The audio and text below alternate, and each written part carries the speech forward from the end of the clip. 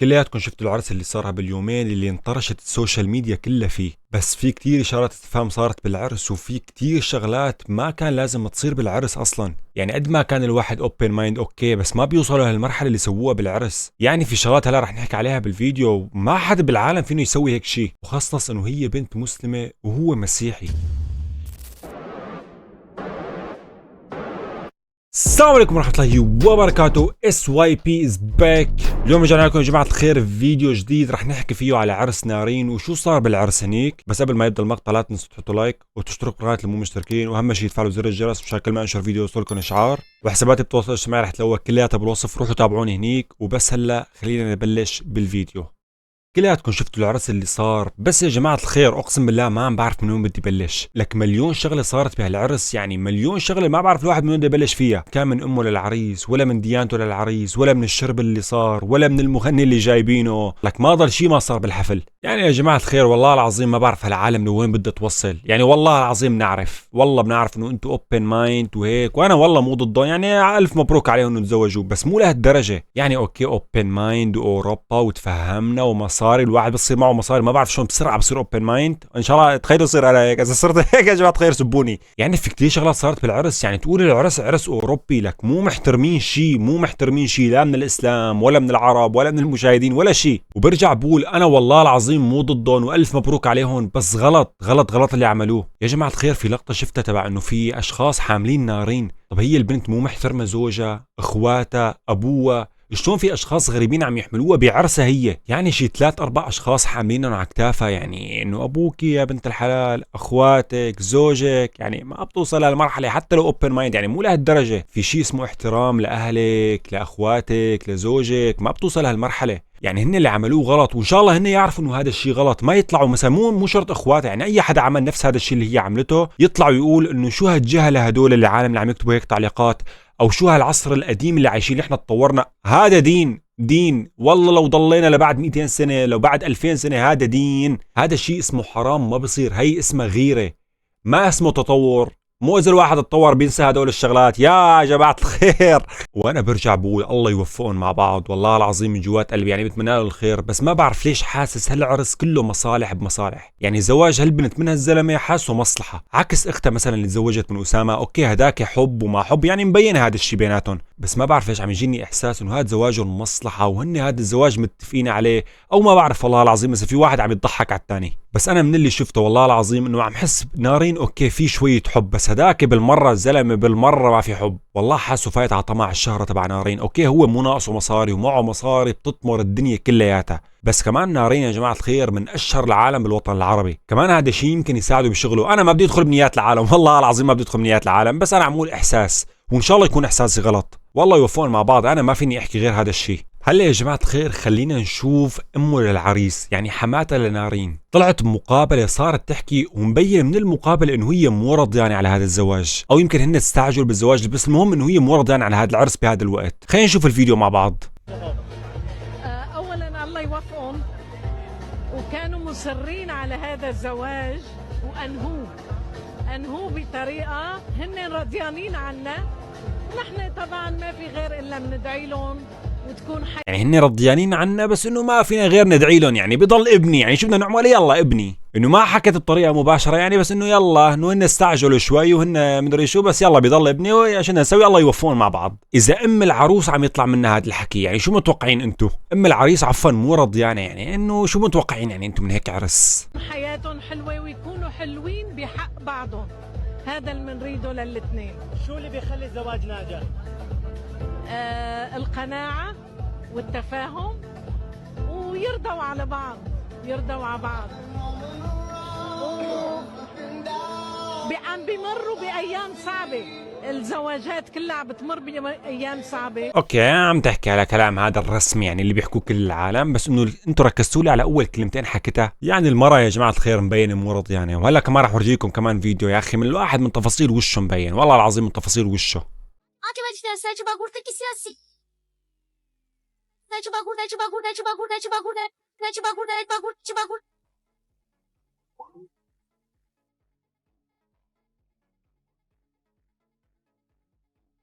انتبهتوا لي انتوا على اخر نظره خرططه؟ هلا اوكي تمام، يمكن المره هيك طبعه، هي مره كبيره هيك طبعه ما فينا تعمل شيء، يعني يمكن هذا الشيء عم تعمله بدون قصد، يمكن هي مو قصدي هذا الشيء. وبرجع بحكي يا جماعه الخير الله يوفقهم مع بعض، وانا مو ضدهم، بس انا طالع عم بحكي عن الشغلات الغلط اللي عملوها، بس انا مو ضدهم، يعني الله يوفقهم بحياتهم. شفت فيديو كمان طلع لي على التيك توك انه سعر الفستان، خلينا نشوف الفيديو مع بعض. فستان 5000 مليون دولار، زفاف نارين بيوتي يشعل السوشيال ميديا. في لحظة ساحرة من حياتها خطفت نارين بيوتي الأنظار في يوم زفافها المذهل بفستان فاخر من تصميم المصمم العالمي اللي صعب الذي تجاوز ثمنه 5000 مليون دولار. كان 5000 مليون دولار؟ شو شارية بلد هي؟ 5000 مليون دولار من وين اجت؟ الفستان طالع مثل البردايات بتعلقوا عند الشباك، بس انه مفصل هيك على الجسم، يعني 5000 مليون دولار. 5000 ايه خففوها شوي للكذبة، 5000 هيك دخنت 5. انا بقول مستحيل انه يحكوا هيك حكي، يمكن هي الصفحة طالعة هيك مشان يجيب مشاهدات، بس انه خففيها الكذبة شوي. 5000 مليون. وكمان يا جماعة الخير شفت الخاتم اللي جايب لي اياه، اوكي الخاتم يعني مبين انه مدفوع له، يعني مبين انه المبلغ اللي حاكينه مبين انه هو، بس انه على الفستان 5000 مليون دولار. اي والله الله ما آله 5000. فخلينا نشوف الخاتم تبعه، مبين انه الخاتم بيستاهل يعني، وخلينا نشوف قد ايش سعره. سعر خاتم نارين بيوتي أقل شيء 4 مليون دولار. You mean the world to me. أحبك. رامي هدى نارين خاتم ألماس أزرق بمناسبة العرس. blue diamond. So this is your wedding ring. بس هالهدية عملت ترند أكتر من العرس، لأنه الألماس الأزرق هو الأندر والأغلى بالعالم، بس ما في شي بيغلى على ناره. ما في شي كمان بيغلى عليكم يا جماعة الخير، وعد مني بس لانشهر لحتى كل واحد يجيب له الماستين كمان من هذا الألماس الأزرق اللي أغلى ألماس بالعالم. خلاص أنا وعدتكم إنه أحلى ألماسة لعيونكم. بس أنتوا شفتوا يعني إنه 4 مليون دولار على خاتم، وفي عالم عم تقول 15 مليون، أوكي شيء واقعي لأنه ألماس هذا ونادر، بس إنه فستان بيشبه البردايات جاي عم تحكوا لي 5000 مليون دولار. يا الله ما آله. هلا خلينا نشوف ذا فيست بوسة، يعني ما بنحكي بالإنجليزي، ذا فيست بوسة. يعني من وين جبتوا لي هالعاده؟ بوسه قدام العالم، وكمان يعني بوسه يعني ما بدنا نحكي هلا، بس انه بوسه يعني يا جماعه الخير، بوسه مو هون بمكان ثاني. يا جماعه الخير والله العظيم زودوها، يعني انه مو لهالدرجه، يعني كمان انه بوسه على الخد اوكي يا اخي مشيناها صارت مرته، بس بوسه على شو اسمه يعني قدام العالم وتصوير والله مو ظابطه. خلينا نشوف الفيديو مع بعض.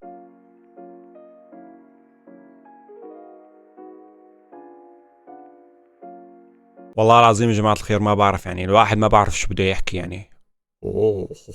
يعني بنرجع لموضوع open mind، مو لهالدرجة يا جماعة الخير، والله العظيم مو لهالدرجة. بوسة قدام العالم اوكي ما همك العالم، طب في تصوير في عالم عم يشوفوا، يعني اوكي حلالك بس مو قدام العالم، يعني في شوية هيك يعني خطوط حمر لازم تحطها قدام العالم، يعني بينك وبين مرتك، يعني ما فينك إذا البنت حلالك تقدر تعمل كل شيء شو ما بدك، مو كل شيء بينعمل يا حبيبي، وانت يا حبيبتي مو على كل شيء توافقي، يعني كمان مو لهالدرجه الواحد بصير اوبن مايند، في كمان حدود يا اخي، بتضلي عربيه انت بتضلي مسلمه. وعلى سيره مسلمه يا جماعه الخير، اغلب العالم بتعرف انه هو ديانته مسيحيه، وطبعا لحد الان اظن ما طلع اي شيء بيثبت انه هو غير دينه، والمشكله عدد كتير كبير من العالم بيعرفوا انه هو مسيحي وتزوج وحده مسلمه، وهذا الشيء كل الدنيا بتعرفه انه حرام وما بيصير بالاسلام، والفئه اللي عم تتابع لنارين فئه صغيره، فما بصير تزرع هذا الشيء بعقل الاطفال انه هذا الشيء عادي، هذا حرام يا جماعه الخير وزواج باطل. ما بصير شخص مسيحي يتزوج بنت مسلمة، حرام، ما بيصير، لازم يكون مغير دينه. ما بعرف إذا غير دينه ولا لا، بس أنا عم بحكي إذا مو مغير دينه حرام، ما بيصير، وهذا الشيء ما بيصير، وما بيصير أصلا نزرع هذا الشيء بعقل الأطفال إنه هو مسيح وهي مسلمة وعادي و2025، ما بيصير، زواج باطل بيصير. بس ما بعرف إذا مغير دينه، إذا مغير دينه لازم يطلع يوضحه قدام العالم، هذا الشيء ما لازم يعلى بعقل الأطفال إنه هو شيء عادي. فما بعرف يا جماعة الخير، كمان ما بدنا ندخل من نوايا العالم، ما بتعرفوا هو يمكن مغير دينه بس مو طالع يحكي، ما بتعرفوا يعني يصطفل منه لربه، بس أنا عم بحكي على العالم إنه هذا الشيء ما بيصير، وهذا الزواج اللي بيصير هيك هذا زواج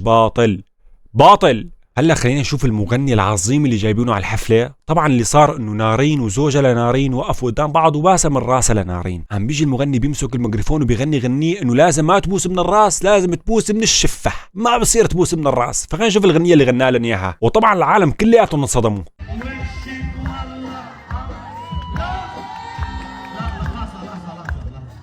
لا من بعد العرس ما بتطلع هالبوسه.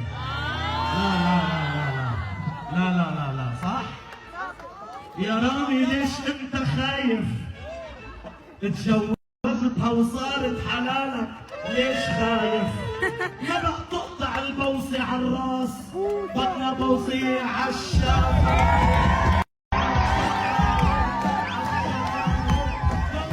شو بده يحكي الواحد؟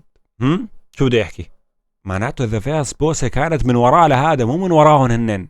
هن ما كانوا مخططين على هذا الشيء، بس هذا اللي قنعهم. وانتم شفتوا لي رامي شلون انبسط انه ايه افتح عرضك احكيها من البدايه يا زلمه. شوفوا حتى برهوم كمان صور لما هداك غنى الغنيه، لك الكل منصدم الكل. ما بقى تقطع البوسي عالراس بدنا بوسي عالشفايف عالشفايف عالشفايف.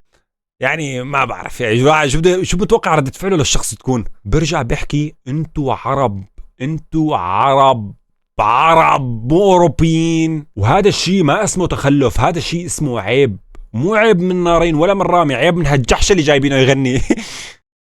هلا بكفي يا جماعه الخير نشوف فيديوهات. خلينا نحكي شوي عن العرس. بدي احكي على موضوع تقديم المشاريب اللي صار والحفله اللي صار جوا، عملوا بارتي على اساس جوا. يعني بيطلع الواحد هيك انه بعدين يعني لوين بده يوصل، انه شرب وقدام العالم وصار هالشيء عادي. يا اخي الواحد بده يشرب يا اخي بينه وبين حاله، يصطفى منه لربه، بس مو قدام العالم، مو يصور، مو يتفاخر بهذا الشيء. برجع بقول هذا الشيء ماله عادي عند العرب، ماله عادي. اغلب العالم ونسبه كتير كبيره من اللي عم يتابعوا نارين هن مراهقين. هذا الشيء رح يتولد بمخهم انه هذا الشيء عادي. يعني حفلات جوا واغلب العالم سكرانه، انا ما بدي احط حدا بزمتي، بس في كثير عالم كانت سكرانه، يعني هذا الشيء واضح. والتقديم اللي صار للمشاريب يعني رح يطلعوا العالم يقولوا انه لا مو مشاريب ومدري شو، بس يعني واضح انه هذا مشروب، وان شاء الله ما يكون مشروب. يعني ان شاء الله نحن نكون عم نشوف غلط. وكمان جايبين رقاصات على العرس، يعني والله العظيم يا جماعه الخير ما بعرف، يعني معقول العالم ما عندها غيره، ما عندها هذا عرق الغيره اللي عندهم؟ يعني ما في بنت عم تغار على اخوها، على زوجها، على ابوها؟ لك ما بعرف يا جماعه الخير، والله ما بعرف. يعني العالم لوين بده توصل؟ يعني والله العظيم الواحد ما بعرف شو بده يحكي. وبرجع بقول انا مالي ضدهم، وانا ما عم بتداخل بشغلات مالي فيها. اذا حدا بده يكتب لي بالتعليقات، انا لو بدي اتدخل بشغلات مالي فيها بتدخل على لبسها،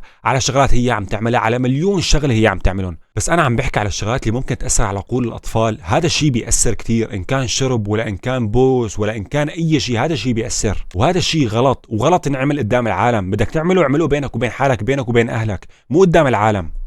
وانا برجع بقول للمره الالف والله العظيم انا ما بتمنى لهم الا الخير، ويطلعوا عن جد بيحبوا بعض ويضلوا مع بعض العمر كلياته. يعني انا والله العظيم مو ضدهم، وانا بالعكس يعني رح انبسط على هيك شيء. يعني ما في انسان عاقل ما بينبسط من جواته لما يشوف اثنين متزوجين ومبسوطين مع بعض بزواجهم. انا بس كان تعليقي كلياته عن العرس وعن الشغلات الغلط اللي صارت بالعرس فقط. وبس يا جماعه الخير ما بدي اطول الفيديو اكثر من هيك، وما بدي احكي عن مواضيع. يعني بتعرفوا انتم صار مليون موضوع بالعرس. انتم اكتبوا لي رايكم بالتعليقات، شو رايكم بهذا العرس، وانتقدوا باحترام يعني، والشغلات الغلط اللي عملوها. حساباتي بالتواصل الاجتماعي رح تلاقوها كلياتها بالوصف. اي فكره بتحبوني اشوفها، اي فيديو بتحبوني اعمل عليه رده فعل، ابعتوا لي ان كان على الانستا او على التيك توك، او اذا عندكم افكار اكتبوا لي اياها تحت بالتعليقات، وانا بشوف كل التعليقات تبعكم. ولا تنسوا كمان تحطوا لايك على هذا الفيديو، وتشتركوا بالقناه اللي مو مشتركين، وشيروا الفيديو هذا لرفقاتكم، خلي العالم كلها تعرف القناه اذا ما حدا شايفها يعني. وبس دمتم ودام الشعب ويعيش الوطن، والسلام عليكم ورحمه الله وبركاته.